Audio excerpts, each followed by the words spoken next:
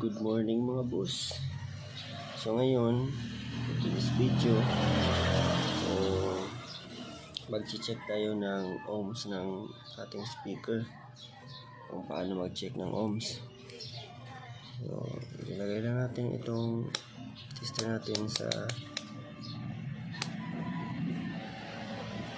ohms. Then, dito. Tututok natin ito sa may tumutunog ito. Yan. Para malaman natin kung goods pa ba yung speaker natin at gumagana at kung ilang ohms.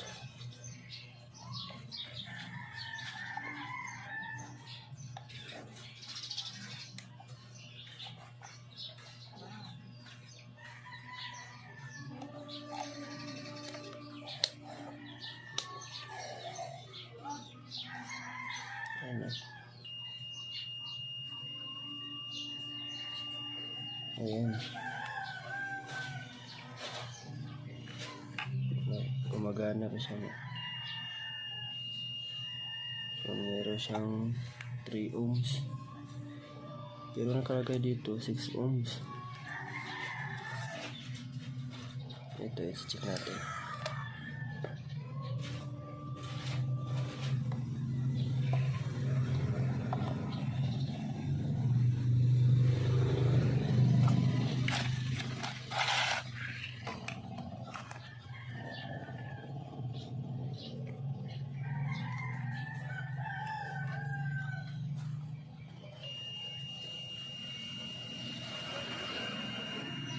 So, meron siyang 6 ohms na.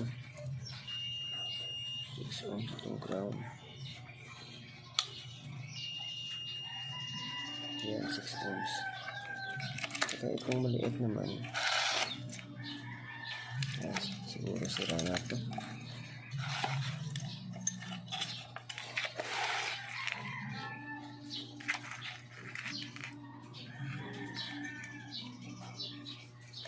Ohms na rin. Pero i-check natin. Sira na ata. Hindi na gumagana. Ito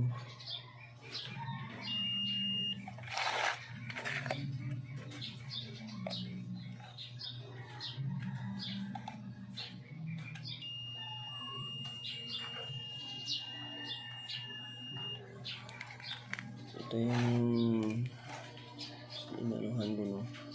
Bakit 3 ohms ang lumalabas?